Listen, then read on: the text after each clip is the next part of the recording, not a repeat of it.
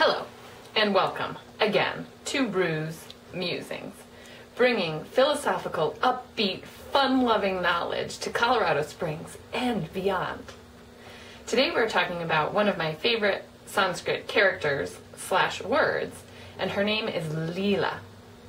And Lila in Sanskrit is the divine play of the universe.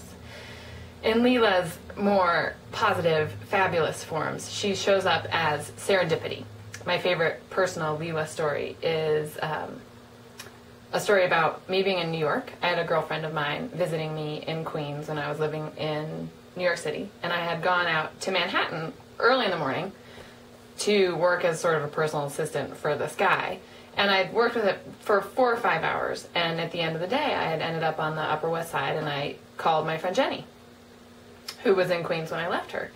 And I said, "Hey Jenny, I'm done. I'm done with work for the day. I'm up on the Upper West Side. Where are you?" And she said, "Oh, I'm up on the Upper West Side as well." And I said, "Awesome. I'm just in a diner." And she said, "I'm in a diner too." And we were like, "What does it look like in your diner?" So we started describing it, and it sounded the same. And we both stood up, and we were in the same diner in Manhattan. Lila. How crazy is that? And we all have stories like that in our life when you're sort of really truly in the flow. The magic of the universe is the Lila. The magic is the play. Lila is also, however, the more destructive sort of Murphy's Law parts of the universe.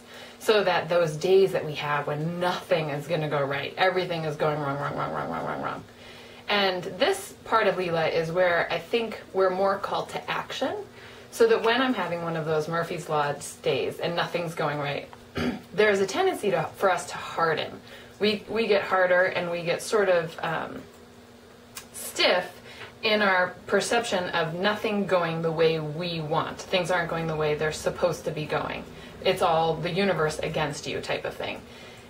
Rather than respond in that way, especially as they compile one after the other, and I see the pattern as Lila, as her little mischievous fingers getting into my life. I'm like, oh, gotcha, Lila, let's play.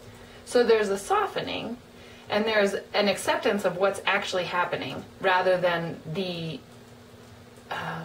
our sort of gripping around how we wanted something to go. And we say, all right, we can dance. Lila, I can dance with you inside of this. I can soften and go with the flow of things, how they're actually going. And there's a little bit of a competitive spirit inside of me when I recognize it as Lila, saying like, all right, this is all a game. And I truly believe this, that we're all here, embodied in this weird place, and that we're here to play. Like she's playing, like the universe is playing with us. So it truly is, everything is at play. And when we're resistant to that play, or when we're super hard in our own way, how we want it to go, there's no room for play. And it's just hard meets hard. And hurt feelings and frustration and anger, none of which are the end of the world. But it's more fun to play. It's more fun to play with her. And to let Lila, that inform your life in sort of a jovial, humorous way. Even when things are hard, Lila is natural disasters and death and grief, all of these things that are truly the universe at play. And it doesn't mean that those things are easy or fun, but we can recognize it as the natural pulse of the universe, of Lila at play, and say, okay, I can soften and I can play in return. What do you think? A little bit of play? At play yoga? Yeah, I love it. I will see you next week, and if you like this idea, share it with your friends or post a comment and let me know. Thanks so much. Bye-bye.